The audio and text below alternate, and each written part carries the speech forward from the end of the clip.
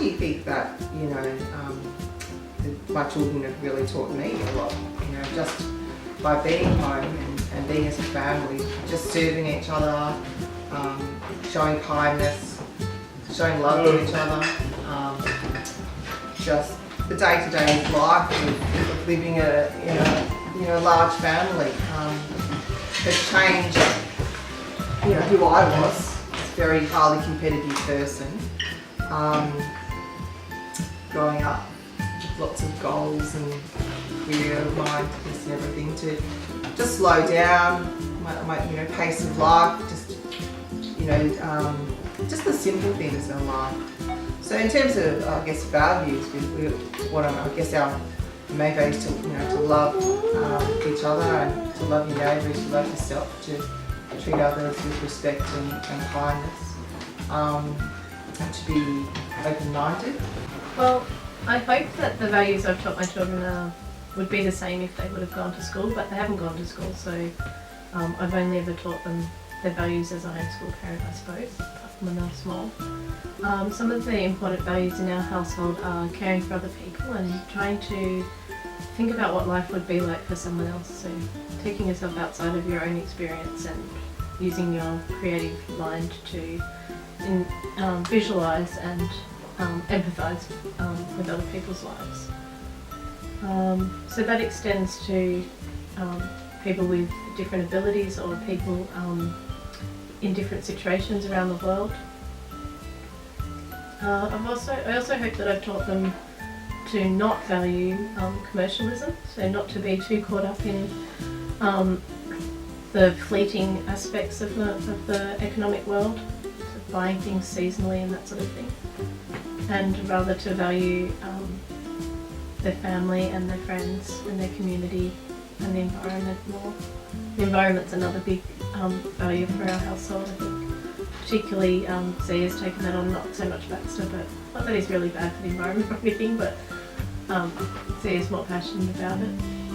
With Emily's particular curriculum that we use, it focuses a lot on the Bible, and it has like Bible verses and shows God's creation instead of the evolution side of things. So I think that's come in handy, but also just day-to-day discussions, talking about things of God through just general things that are happening around the world through the news, and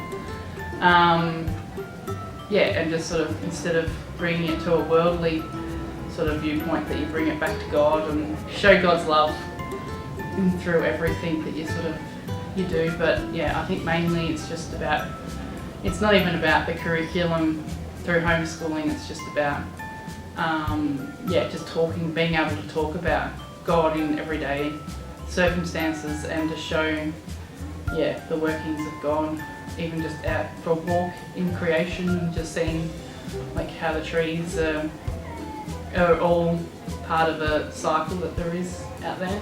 Well, I've been reflecting on this one.